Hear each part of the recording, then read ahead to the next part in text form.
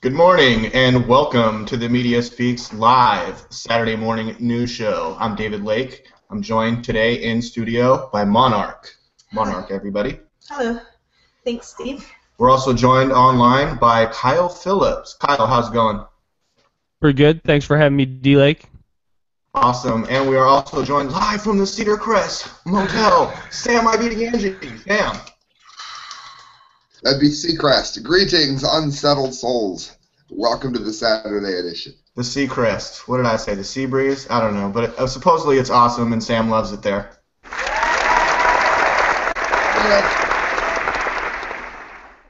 Let's jump right into the news today, guys. There's a lot of top headline news. Actually, the Ebola news has been going like up, down, in top headline news importance. Sierra Leone over there in Africa is scheduled to shut down. The country is scheduled to shut down for 3 days. 6 million will be confined to their homes. Yeah, and I think they're getting like delivered soap. I would also like food, I think, along with that. But yeah, so a humanitarian effort would be in order. Well, the United Nations says Ebola threatens the global peace and security. Obama sends 3,000 troops this week. Guys, did you hear that? The United States and the Obama administration is sending 3,000 U.S. military troops to fight Ebola. And how do you guys feel about that, Kyle? What's their tactic going to be?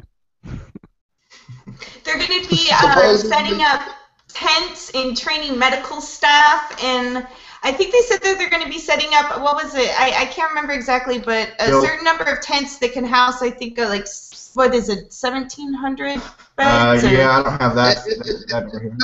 It's not as stupid as you would think, because nobody sets up faster, or what you would call mass units, than our troops. The thing is, I don't trust this administration to put the proper precautions in to keep our troops safe while they're setting it up. But it's really not as long as they're all voluntary. It's really not as. It's not as harebrained as it sounds because nobody sets up mass units quicker than we do. We can really get the ball rolling on things. It's not a bad idea, but this administration is likely to do a very bad job of it. I'm just a little concerned. The thing that's upsetting with me with this is I've been watching this outbreak since the end of January when there was 15 people infected. We had the opportunity in March. We had the opportunity in April when AIDS workers were begging for help, saying this is a different kind of Ebola, we need help, and we ignored it. The world ignored it, and it got to this point. It's shameful. Shameful. They could have contained it in March. They could have contained it. Yeah, but at the same time, if they would have contained it in March, it would have looked like a clamping down of the Sierra Leone police state, for instance. If they would have done it, I think it would have still gotten bad press. But I agree, it's something that probably should have been done. It should have been done. But I think it would have gotten a lot of bad press if it had been.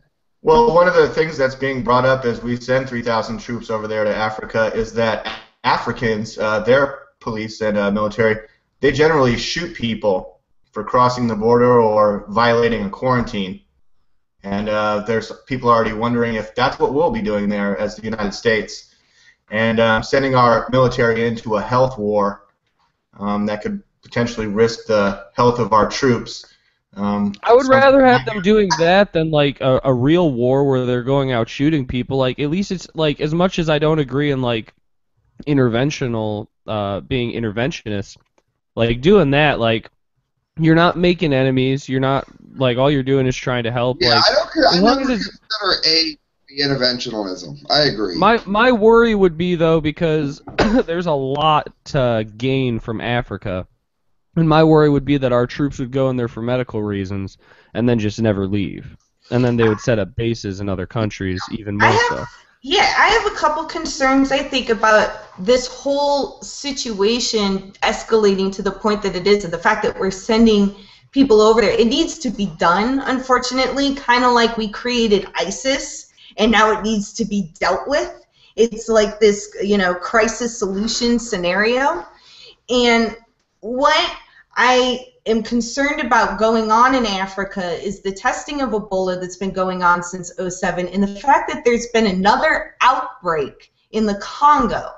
And this outbreak is a small one, but it's not bordering West Africa, and it's a different strain than what's passing in that West Africa. And my concerns is that what we're seeing here is a little bit more than nature's outbreak. My concern is we're seeing them starting another petri dish over in the Congo to get a higher mortality rate. I don't think they're very happy with what has been created.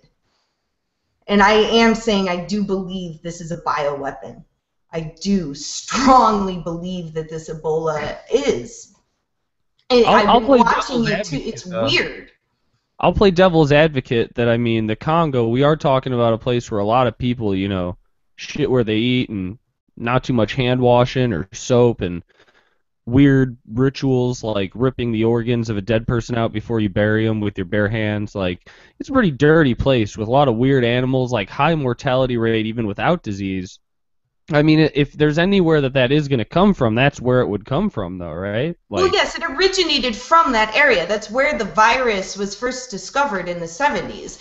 And the thing that's like interesting about this, though, is when it first started happening and people got sick, I think it was like a few weeks back, the WHO wasn't recognizing it. And they're sitting there going like, oh, no, it's just some people sick. It's not Ebola. It's not Ebola.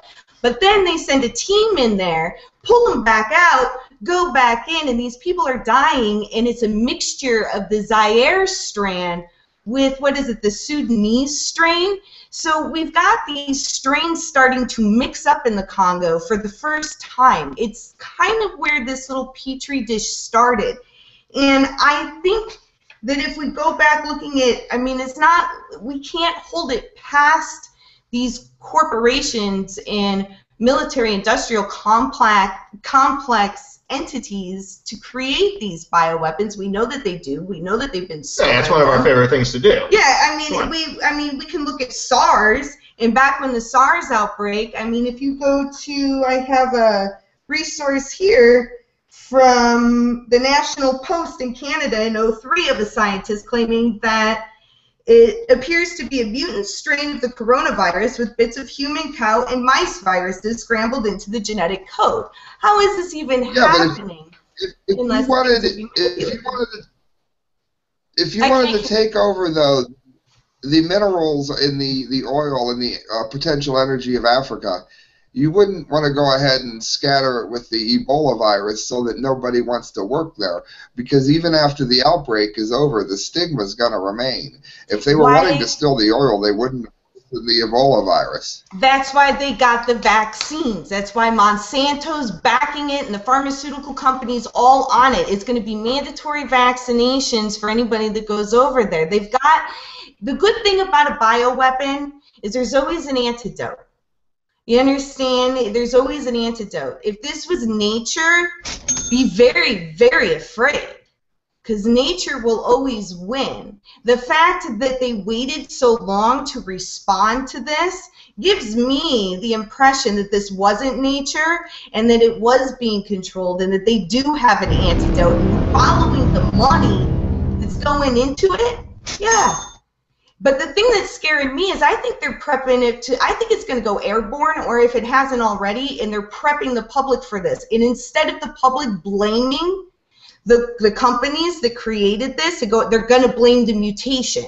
Because what you're seeing in the mass media through the New York Times and other things is them trying to say that this could mutate, this could mutate. Wait a second. I'm a big fan of the X-Men, and mutation sounds awesome. Most diseases mutate within their, like the flu does it yearly. Most diseases, unfortunately, do that. The problem with this is, and it was the one thing that DeConte Sawyer had said, and for those that don't know, it's on our page. Look up DeConte Sawyer, The Media Speaks. What a lot of people don't know is it has gone airborne. Like you said, there are instances where there were it was carried through ventilation systems from one group of monkeys to another one, and it was airborne prior to this outbreak. Hopefully, this one is not going to be that particular strain that those monkeys had before this outbreak. That's more my concern.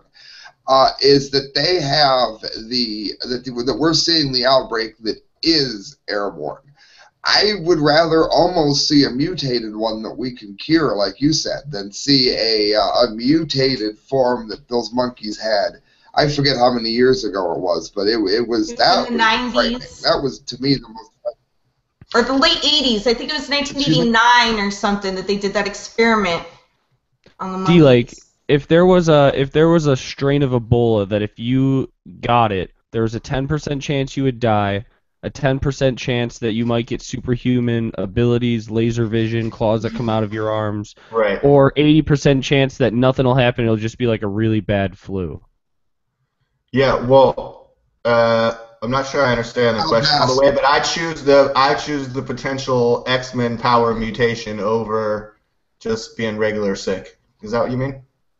Well, yeah, it's like you inject yourself with this certain Ebola, 10% chance you die, 10% chance you get to become an X-Man, or 80% chance nothing happens. It's just like you got really fucking sick. Yeah, Roll the dice. I'll roll the dice for the X-Men powers. Hell yeah. Ideally, it's a good one. You know, laser, I-beams, or even if you get some Jubilee shit or weather control, like I don't know, any X-Men powers. Yeah, I'd be down for that. You know, I'd take anything. I want to go back and bring up a point on the airborne thing that recently came out. A report, maybe my computer's down. Like my computer's crashed. I apologize. I have like no way of pulling up my stuff, and one of my email accounts is locked out. But look it up.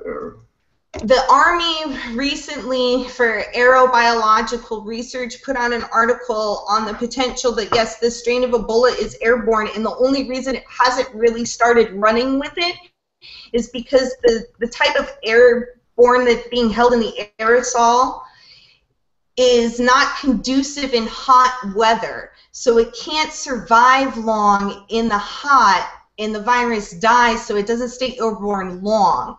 That's why we have flu seasons, because influenza A will stay airborne longer in colder weather than it will in the summer when it's hotter. Russia had better hope they don't. Russia had better hope they don't get this strain of Ebola then. Talk about cold. Most definitely. And that's why they sent a huge team of epidemiologists in there, what was it, a month and a half ago? They started setting up, and they sent in their research team to try and sink this virus. So they sent them in ahead of ours. Yeah, they're very concerned. Russia is. Anybody, and we should be too, because we're starting to get into the winter time seasons here. Like the seasons are about to shift. Doesn't that make us more safe if it's colder? No, not in these what is it? These particular viruses. This one. The way it holds in the air, like influenza A, it spreads more in colder weather than in warmer weather. I thought it was the opposite.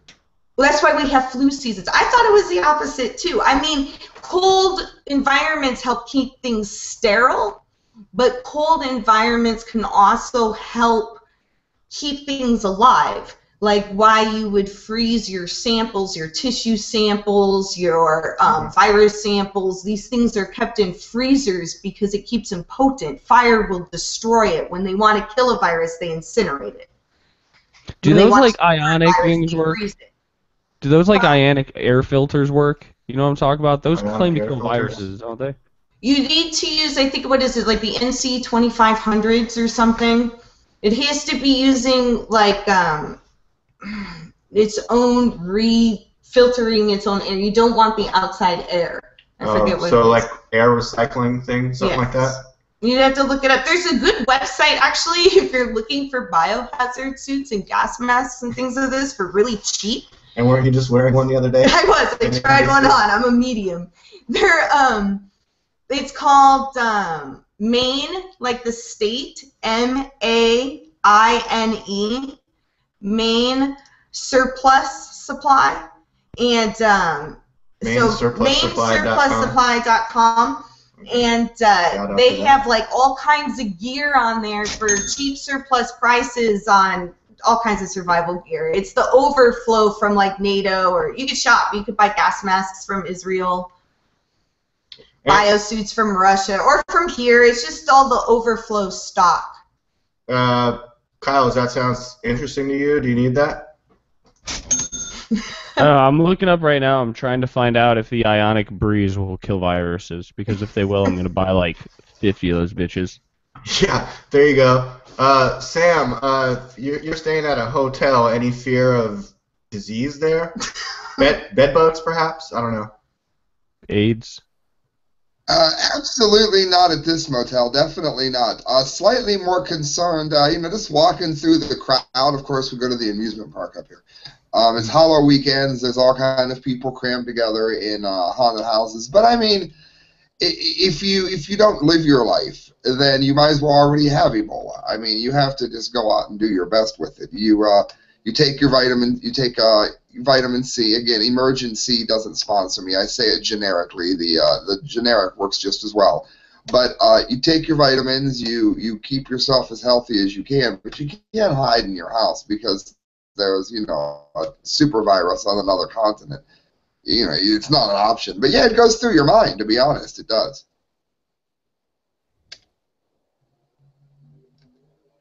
I'm reading right now, and it looks like the ionic breeze will kill viruses. So, with Ebola That is becoming really scarier and scarier, we all need to buy ionic breezes. It's not such a bad idea. Granted, I mean, you could still bring it home from the grocery store, but yeah, it's a good idea, at least in part, for sure. Yeah, I think it's just, you're completely right, Sam. You can't stay. I mean, otherwise we'd be living in bubbles, like the Bubble Boy, in like plastic, or Howard Hughes with the Kleenex boxes on our feet. Like, you gotta tissues enjoy a touching certain everything. standard of living too. Like if you get to the point where it's like you have to walk everywhere in like a giant sealed suit and have your house completely like sealed in with massive air purifiers, like at that point it's almost not worth it. Like just No. drive way up to Canada. You might as well just, you're already dead. Or Mexico probably would be the best place to go. It's warmer there. No, Well, see, and there's a lot. There's too much poverty in Mexico too. You have the whole not washing thing going on in some parts. I'll go to Canada. Go live and hide over in the by- woods. I'm gonna I'm go live used with to Jesse Mexico. Ventura.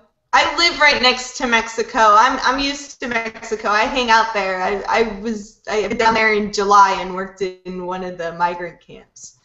I like it. It's like camping, but all the time, even when you live in a house. That's horrible for the people who live there though. Like camping, but like all the time. Wouldn't it be No, it's fun? just really simple. It's more self-sufficient. It's like Yeah. there's no government or state to rely on anything. Nothing to fall back on, which makes it horrible in a sense. Why you see the extreme poverty all over the country. However, it's the people are amazing in how they help each other and how the communities will come together and just really do some amazing things. And I think, like, with as far as disease goes and all of this, it's important for people to remember two things exactly. Don't panic. Go about living your life. There's a couple, I think, key points to look at. If you hear about somebody dying from Ebola within 100 miles of your home, yes, that's the time when you might want to start saying, like, rethinking of going out and about. But until that moment, keep living your life. But, yeah. Prepare for the worst and hope for the best, and keep lots and lots of smiles. But I think, like, when we're seeing these kind of bioweapons kind of slowly being released, like with the respiratory illness that hasn't been seen since, like, what, the Cold War era, plaguing the kids around the nation, we're seeing these events take place that I think that's bringing us into a bigger type cataclysmic event. And this is where I want to segue into these cell tower incidences, because I think that these towers, these mysterious towers, have you guys heard about these? I have. Joe Rogan was even talking about them. Kyle, go ahead. What do you know? Here, I got an article right here. There we go. Feds attempt to downplay growing spy grid, exclusive mystery of rogue cell towers discovered. And this is by our buddy Mikhail Balin. Recent reports on rogue cell phone towers being used across the country to intercept mobile cell phone data is drawing a response from federal agents who claim the towers are not being used by law enforcement groups. And yeah, they've been popping up all over the place. A lot of them in Texas and California. And I've heard a lot of people say that, I mean, whatever land that these towers are on, that's probably the easiest way to figure out who might be responsible for them. Have you heard about the tree towers, the ones that look like trees? And Yes. They're made to look. There's pictures of them. If DLAKE is mighty fast with the internet, watch this, guys. Yeah, Type in a cell phone tower tree, fake tree. Yeah, and in Chicago, they're putting them into sculptures too. Yeah. I want people to be aware of something. I can't pull it up. My computer's like, I have no computer. And a lot of what these people are saying, I was listening to InfoWars the other day, and there was a good interview with, what's his name, McAfee talking about these towers and the data dumping and taking the information out of your smart devices and all of this. I think there's more to these towers than just they're spying on us. And I'm gonna. And like what? I can't show it right now. I have to keep researching, but I have a suspicion to believe that they're emitting microwaves, that they have microwave antenna apparatuses on them. And what this technology is able to do is when you submit the microwave, it syncs with the frequency in your smart devices, and it goes into this voice-to-skull kind of technology, like Voice of God project, but on a massive scale. So I think the reason we're seeing these erected as after 9/11, of this false flag event where everyone was in front of a television screen watching the same thing over and over and over again, that within 24 hours they're believing this official story and ready to go to war with no serious investigation behind the findings just because the TV said so. That was an example of flicker rate propaganda technology. I think they've stepped it up a notch. These towers are microwave technologies that will sync with smart devices, and you won't have to be staring at a screen when the event happens to get the propaganda into the brain. As long as your cell phone is in your pocket, you're going to get the signal, whether it's on or not. This technology has the capability to influence your moods, your to steer your reaction to situations, to cause agitation. It can put thoughts into your head, literally, that aren't even your thoughts. Make you want to buy Nike. I mean, Kyle, you've heard of this voice-to-skull technology before? Yeah. This all sound. Didn't the Joker do this once? Maybe. No, the Riddler. Didn't the Riddler did it with actually in the Batman movie, he had a thing that could go into people's brains, right? Yeah. And Bruce Wayne was like, step inside my machine and see. And yeah, you remember that? He's like, bats. Got him. He's thinking about bats. Oh, he's thinking about bats? Oh, easily Batman. Has to be. Yeah, no, good point. But didn't you see, like, I think it was Jesse Ventura on a conspiracy theory episode when they were talking about HARP technologies, and they were talking about voice-to-skull technology where he put on the headphones and he could hear, like, voices in his head and stuff? Yeah, well, they use that, like, in the reverse way. I think it's the same technology for, like, the Jawbone Bluetooth headsets, which it, like, sits on your jawbone, and it makes it so it's able to sense the vibration from your jaw and then filter everything else out. So, like, you could be riding a motorcycle, and it would sound crystal clear. Mm-hmm. I think it's, like, the same thing, but the other way around. Yeah, all these technologies have backdoors and sort of reverse applications. Yeah, and so I think what we're seeing is the towers being erected. I think they're getting ready to set out the signal for whatever event. I mean, the players are so positioned on the field right now. We've got the borders open. You've got the mass media and the ISIS threat. You've got the bio agents released. You've got all of these cataclysmic events heading at our way at any particular time, and now you've got the microwave antennas turned on.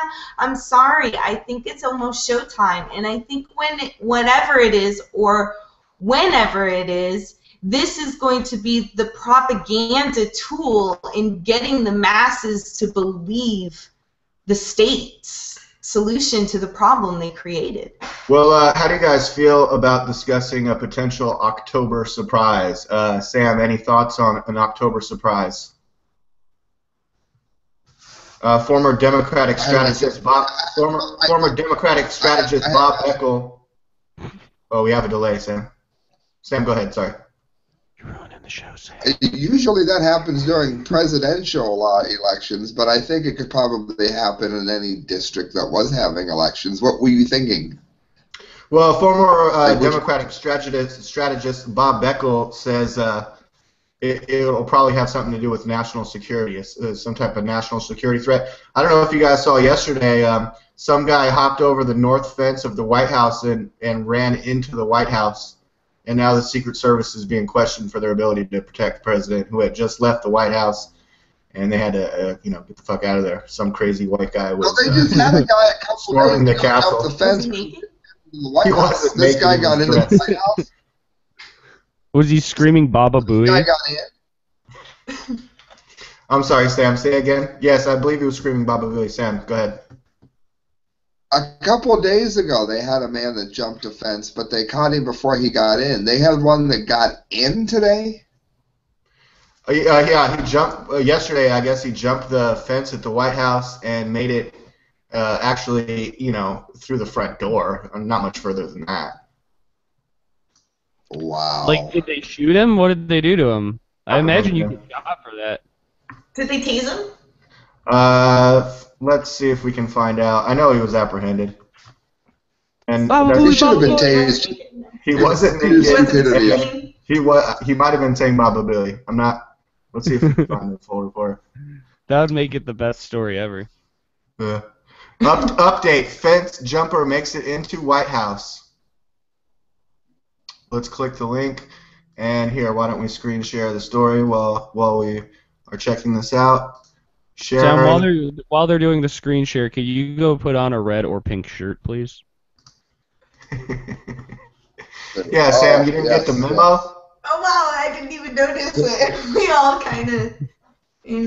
There's Sam. He looks like the Swamp Thing. Me, Kyle, Monarch, we got the memo. We're in our rosy pinks. An intruder made it through the front door of the White House after scaling the mansion's fence before Secret Service agents apprehended him. The first family was not in the residence. The embarrassed agency promised a full review. Well, new questions arose about its ability to protect the president. But what difference does it make? We need to focus on preventing this from ever happening again. That was a Hillary Clinton impression. But Michelle wasn't there because First Lady Michelle Obama had traveled separately to the presidential retreat in Maryland. She needed another retreat and a vacation. Must be nice. Luxury. On our tax dollars. It's like somebody runs in the front door of your house. It's like, oh, I was on vacation like I always am. That's where you're the safest, is on vacation. They knew. I wonder if they can eminent domain the White House while the president's on vacation. Yeah. That would be awesome. I wonder Baba if there's Booey a the way whole to time. actually do that, like a loophole somewhere. I mean, our tax dollars, kind of pay for it. Foreclose on the White There's House? got to be a way. We need a really brave homeless man that knows constitutional and property law and property rights. Remember There's a when dude the I guy- have in mind, but he's Canadian. He's Canadian? The man of the land and the earth, you know what I'm talking about? I am a man of the land and of the earth, and thus far I am legally not obliged to not eat. I was fishing so that I can eat, so that I can continue to live. That guy was awesome. You know what I'm talking about? The old man who got arrested for fishing without a fishing license? Nobody sounds awesome. It's like, I do not obey the authority of your false court, and eventually he just kept yelling and yelling, and they're like, all right, dismiss, just get this guy out of here. Yeah, that's what how that I stuff goes. I love him. That That's guy's what I would do awesome. if I went to court. I'd just keep annoying the judge until they just dismiss the case. That's always a good plan. Yeah, Kyle, I think you were right. Last week, the Secret Service apprehended a man who jumped over the same stretch of fence on the anniversary of the September 11 attacks, prompting officers to draw their firearms and deploy service dogs. So it sounds like the White House fence is just about as secure as our southern border, guys. I don't know.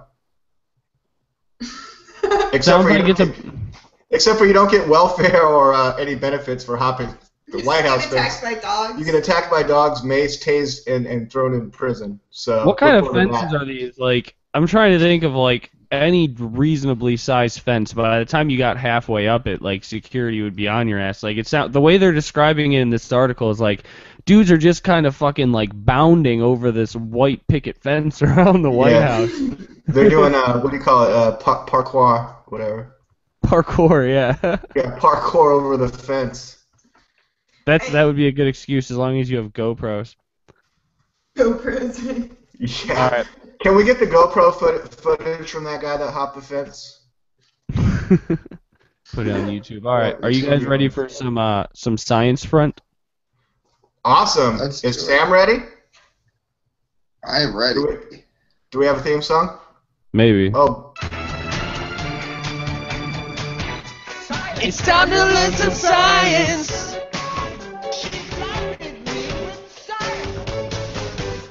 So here's Sam with the science front. Greetings, unsettled souls, and welcome to News from the Science Front, dailymail.co.uk. You do not have to take a Kyle Phillips imaginary virus and hope that you get special abilities. They're going to be given to us. Could we soon send emails telepathically? Scientist transmits message into the mind of a colleague 5,000 miles away using brainwaves. It says brainwave sensing machines have been used telepathically to control everything from real-life helicopters to characters in a computer game. Now the technology has gone one step further by allowing someone in India to send an email to his colleague in France using nothing but the power of his mind. Oui. The researchers used electroencephalography headsets to record electrical activity firing in the brain and convert the words hala and seo into binary. I just scrolled my screen too fast. So basically turned it into ones and zeros. The light appeared in sequences that followed the receiver to decode the information that was in the message. So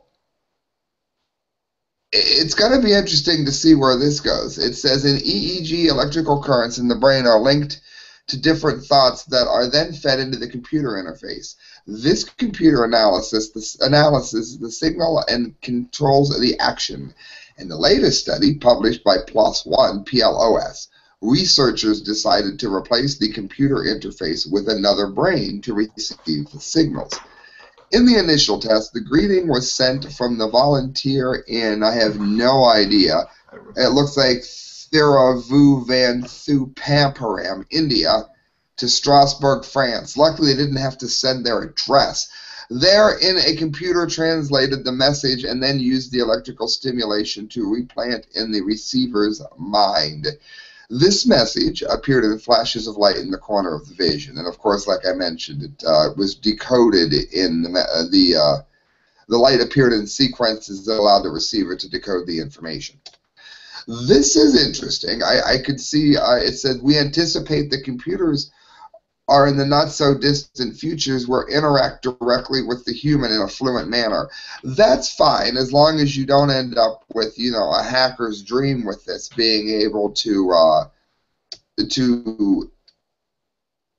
give you thoughts that you don't know you're getting or to be able to manipulate you in some way. Otherwise, I'm not totally against the idea.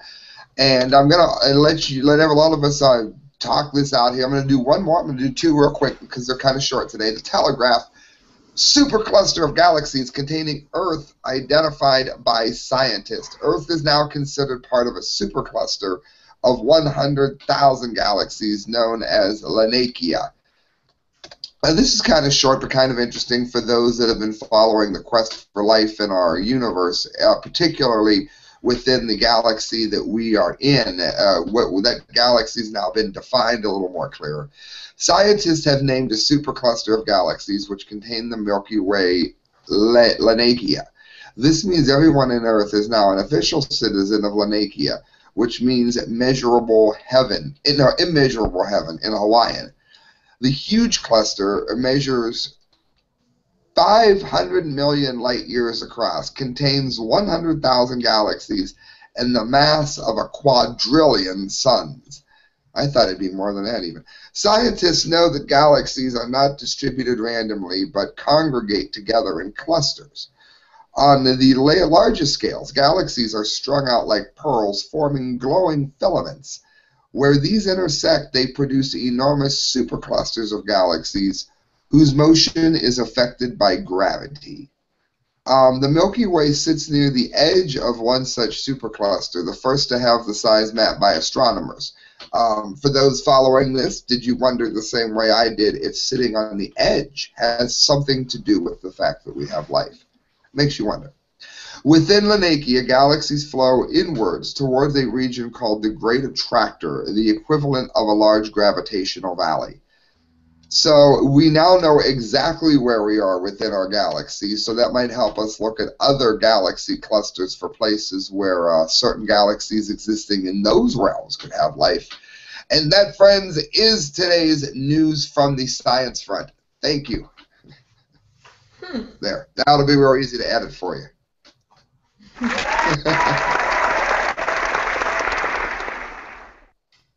I like the idea of being able to share thoughts, except for, like, you think about anywhere else that we share things, like, have you ever sent a text and your phone, like, autofills with a word that you totally didn't want to send to, like, your mom or something?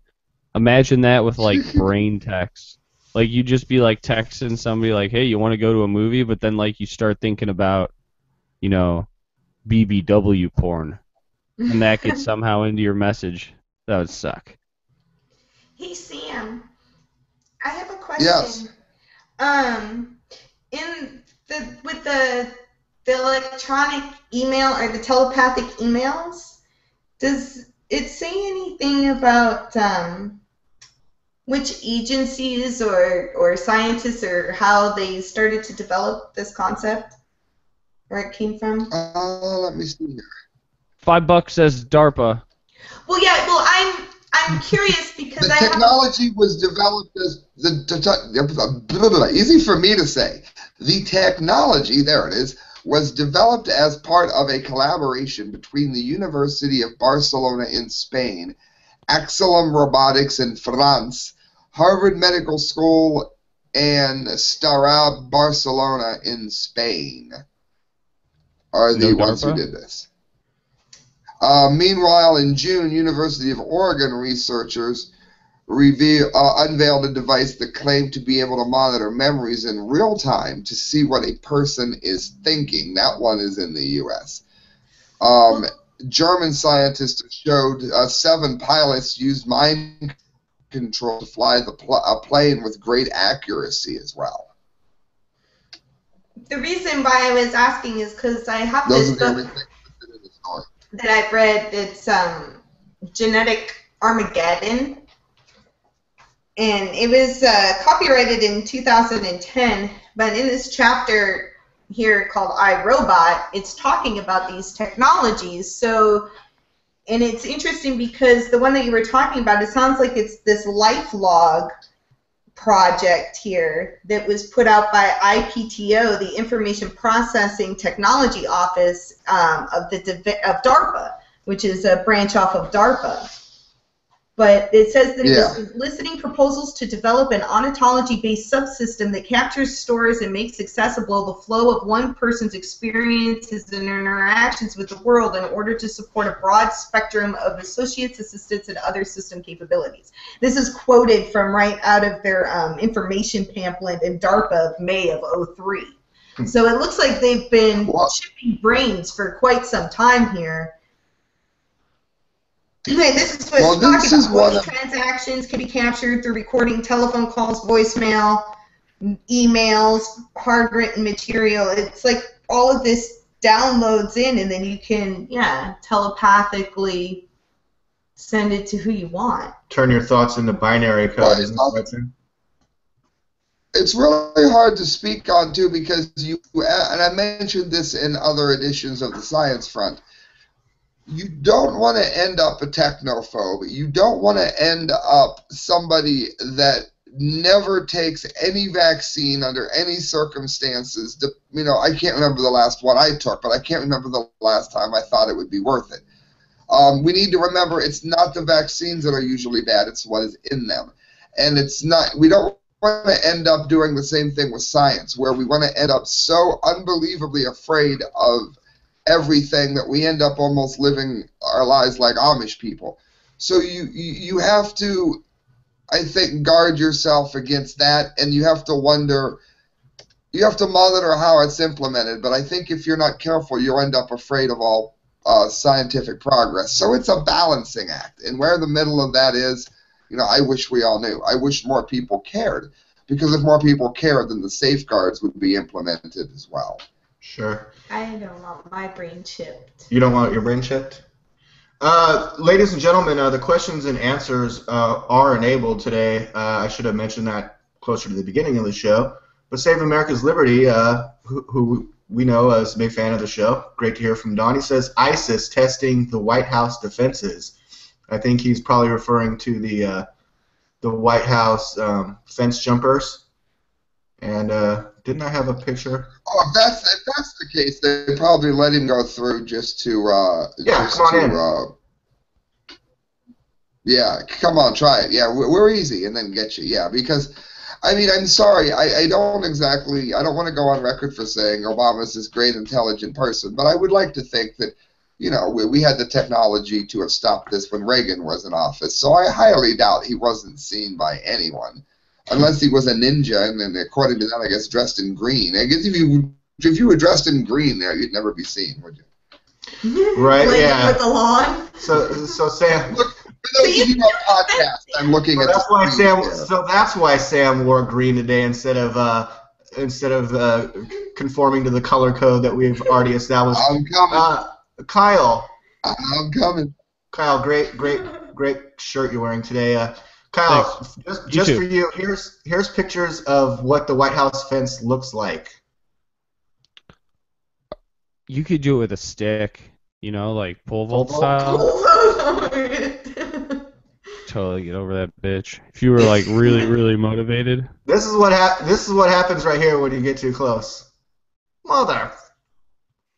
Like here's the best way that you would do it. You got a guy who rides by in a bike, right? And the bike is carrying behind it like a kicker ramp. And he just drives by and like cuts it so that it's just like right in front of the fence, and then you come up from like you would T-bone him if he was still there, and you just fucking launch on that ramp, do a backflip, land in the White House yard, pull out a chocolate gun. Do donuts. Are you on a dirt bike? Yeah, dirt bike. Do donuts. Let's make it a dirt bike, yeah. And then I think what you would do is like, all right, so you're on the dirt bike, you go around, you do some donuts, and then you have a backpack on, right? And that backpack has a fucking helium tank, and it starts filling up a giant balloon on your back, and then you like cut a rope that's holding the helium tank, and it falls out the bottom, and you just fucking take off into the sky. Fuck you, Secret Service! And they're like, he got away. He's gone. It's over now. We lost. Kyle, always thinking one step ahead. That's how I would do it. Fly with balloons. What's funny is Kyle, the original person to think of that idea. He was a scientist in a movie with Peter Sellers in it, the Pink Panther, and the scientist's name was Balls. You now think like balls. I'll take that. Kyle's got balls on the mind, balls on the brain. Balls. Sure. Balls was brilliant. Yeah, is somebody watching this? Leave a comment. You had to have seen the Peter Sellers Pink Panther movie. Pink Panther movie, great segue into entertainment there, Sam. Awesome. Sam, have you seen anything good recently? We rented. What was this? We have to go to Kyle while I go to my YouTube history here because I've been going to these whole movies on YouTube, and one of them was good, and one of them was eh. So Kyle, real quick. Looks like Kyle's setting up a secondary cam there. Monarch, have you seen anything good recently? Not movie-wise, but I have a new roommate that put cable. Like, I have cable TV in my house now, again, for the first time in years. And I saw this really odd show the other day. I briefly turned it on, Utopia. Has anyone heard of this? Oh, Utopia. It's some stupid freaking reality TV show. Yeah. Horrible. I think I saw a headline that it's not doing as well as anticipated. Kyle, you look like you got comfortable for the entertainment section. Have you seen anything good recently? Well, Sam, I am very comfortable. Can you hear me okay? Yes, sir. All right, awesome. Yeah, I just yesterday went to a matinee premiere day of Tusk. Oh man, how was it? Oh man, me and my girlfriend went. I did some stuff on the way there, ingested some things. Went to see Tusk in Barrington. So we saw. You were ready to watch it. Yeah. We saw it at 5:30 p.m. Right, so it's like an early showing, but I figure there'd be less people there that way. Mm-hmm. You know how many people were there? How many? Five people, including me and my girlfriend. Nobody. There were 3 other people in the entire theater. And this is a limited release, but how was the movie itself? It was amazing. It was great. I'm not giving away anything Kevin Smith hasn't already. You totally see Justin Long in a walrus costume. Really, really good acting. Some parts what about like the tusks? Does he surgically attach tusks? Oh yeah, there's like a full-blown walrus costume, and what I would compare it to. I was thinking about it today. Is it's almost like not the same style, but similar style to Tarantino. How how Tarantino takes something he likes, kung fu movies, and he'll make a movie that's like so much a kung fu movie that it's like almost a parody, but it's not, Mm-hmm. It's more like an homage. It's more like an homage because he borrows all the best parts from that genre. Yeah, exactly, and that's kind of what it was for like horror movies. Was like it was so ridiculous. Like obviously, like he's turning a dude into a walrus. Like it was very ridiculous, but I don't know. It was good. It wasn't very like scary. I wouldn't say like don't worry about seeing it if you're scared of like blood or anything. There's very little of that, but it's just like so fucked up. Like it was interesting how like in the small theater with only 5 people you could hear like everybody, and like there would be parts like when you first see Justin Long as a walrus and you hear some people like and then like me and my girlfriend who had like front row center were just like laughing. Oh man. No way. It was good. This movie reminds me of what was that one movie with the serpent or the human centipede? Human Centipede. It's similar to Human Centipede, but less gory. I haven't seen that yet. You don't need to see it, Sam. Less ass to mouth. Yeah, less that's horrible. It's the worst thing ever. It's like it's so ridiculous. Right. I don't want to ruin the ending, but the ending is like what the fuck? Like that show just so ridiculous. Is it epic or what? It is. It's got the ending especially. The ending is like so epic. Like Kevin Smith on his podcast was saying how like he showed it to his mom and he showed it to a few like audiences at film festivals, and he said that like most people at the epic ending like laugh because it's just like so fucked up, but like a lot of people, like he said his mom cried because it was sad. So how was Hallie Joel Osment, the Sixth Sense kid? Was he good in the movie? Yeah, he was he's a big character, but he doesn't have like a whole bunch of lines, but he's really, really good. And there's like a surprise cameo for like the second half of the movie. Bruce Willis? No, no. Johnny Depp is in like the second half of the movie, and not just like a little like, hey, I'm here for one scene. He's in like he's got like quite a few lines, and like he's a pretty prominent character at the end of the movie. Oh, that's interesting. Johnny Man, it sounds Depp. awesome. I can't wait to see it. And I guess Johnny Depp's daughter is in it too, in the same scene as Kevin Smith's daughter. And that she's gonna be. They work at that drugstore or whatever. Yeah, and that they're like the focus of the next movie, Yoga Hosers. And so I guess Johnny Depp's daughter is gonna be like the star of it. So got hooked up with Johnny Depp. Are they going to be the same characters in sort of a crossover movie or something different? I believe so. I believe that those are the characters of Yoga Hosers. Man, I love how Kevin Smith makes his movies. That sounds great. Kyle, that's awesome, man. I've been watching The Blacklist. I've been watching The Blacklist on Netflix. I'm actually almost done with the first season. It's pretty good. I said on my Facebook the other day, it's kind of like House of Cards meets Bones, if you're familiar with those two shows. James Spader's really good in it, but it has all this weird. They like bring in all kinds of like conspiracy theory talk and like fringe talk, and like they have this one group, General Ludd and the Luddites, that's basically like anonymous, and they even say at one point like, yeah, their whole thing is their anonymity.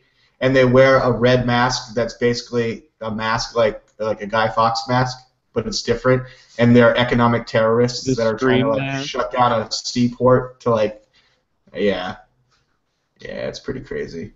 It's a scary movie. But they sprinkle the show with all these like real life things, and I mean it's like domestic terrorism on every episode. I don't know, or international terrorism like James Bond kind of stuff, but they always. Some of those shows go too far with it, though. Like, yeah, I haven't seen it, but I guess there's an episode of like CSI or like Law and Order, I think, where it was like Daniel Tosh got in a ton of shit because somebody was angry that like he did a joke about rape, where he didn't even really do a joke about rape, but it like if you sound clipped it, it sounded bad. But then, like, gay people were getting all mad and blah, blah, blah, and then Law & Order did an episode about a comedian who does jokes about rape, and then there's, like, rape, and it turns out that comedian... See, that's exactly how this show is. That's exactly how this show is. They take, like, a headline story and just sort of semi-metamorphosize it to, like, demonize certain parties. I don't know. Yeah, like, where it's, like something like that, it's, like, really, like, and they were talking about on Joe Rogan, I think, like, how... If you were a comedian who was a rapist, like the last thing you would do is tell a rape joke. Like, yeah, right? real racists don't make racist jokes, you know? You know you're a rapist if. That would be funny. You know you're a rapist if. Those would be some... Your comedy tour. Sam, go ahead. Well... The worst remake of all time that is so bad you're going to want to see it, the Dunwich Horror 2009 has to be one of the worst horror films I've seen all year, which was definitely worth watching just for that purpose alone. The acting is bad, the story is bad, the monsters are bad, and it is a must-see. I also, I'm serious, it's terrible. What's that called, Sam? The Dunwich Horror, but it's the remake from 2009, not the original one. The original one was good. And then I watched Deep in the Darkness. It's a 2014 horror movie, and it was good. I liked it. I saw a movie called Deep in the Darkness, but it was not a horror movie. No, that was a horror with a W. It's good. It's got a different plot twist to it than you would expect. I was happy with it. Really good ghost story.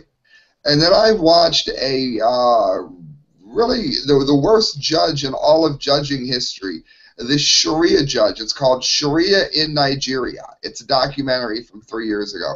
It's only got like 3,600 views. It should have like 36 million views. The absolute worst judge ever. He says things like, if the woman get the rape, if she holler and 4 people see it, she no guilty. We are fair here in Sharia. And it's like the funniest. Reasonable. I mean, if it wasn't real, it would be balls out hilarious. It sounds like a Saturday night skit. But then you realize that this bonehead is actually a legitimate Sharia law judge. And It shows them whipping people for drinking alcohol. It's by far and away the weirdest thing I've seen, and it's the one that's not fiction, unfortunately. Did you What if guys this see? guy? Yeah. Did you guys see the Sharia law enforcers that are like in Germany and like going around to the nightclubs and bar areas telling people not to like drink or smoke Go or home now. engage in pornography? Really? Don't masturbate away. What's that working out for? Hey, wait! How to not? You know you are a failed terrorist when you think that you are going to go to Germany and convince them not to drink beer. Why don't you try in Ireland next? All right, wait. D-Lake, I'm gonna be the terrorist that comes up to you at a bar and you're a German dude just drinking beer, okay? Okay, yeah, hey. So, hey man, what? Hey, what the fuck are you doing? Are you drinking that beer? Hey. Do you think God likes you drinking that beer? Get that shit away, man. Come on, Tastes come with good. me. We'll go to IHOP. Stop the Sharia police together with Germans, Muslims. They call themselves Sharia police and patrol the city of Wuppertal. It's bad enough that these Salafists want to provoke people in this form, but stunts like this should be made illegal, says DW's Volker Wagner. Volker Wagner. Are they I'm violent? Drink my beer here, Kyle. Can't do a good German accent. Don't drink that fucking beer. Just come with me. They do wear not- orange don't traffic masturbate. safety vests. Oh, that makes you look innocent. Orange travel safety vests that say Sharia police on the back in Germany. Do they hurt anybody, or do they just go up to people like, stop doing that? Stop. Yeah, they just try to flex their opinion, but it seems like they're the ones that might get hurt. Right? Gunther is not going to like Habib telling him to put down his drink. That's not going to happen at all. If they do that, if they find the right place, they're going to get strung up by lederhosen. It just is not going to work. How funny would it be? Like You those haven't dudes lived are out- until you've seen a Sharia law judge beaten with a wooden shoe. It could happen at any moment. Guys, it says in the article that this could come to America. I mean, how would you feel about Sharia law police in San Diego? Dude, if I see these Sharia police, I hope they do come here because like they can't get violent or whatever. That'll like get like the police will be happy to arrest them. You know, they got to be careful about shit like that. I just go stand in the middle of a ton of them and like down a little pint-sized bottle of like whiskey and just like start shaking my dick at them. It's like what? This is America. What? And they get really mad. Like, what are you gonna do?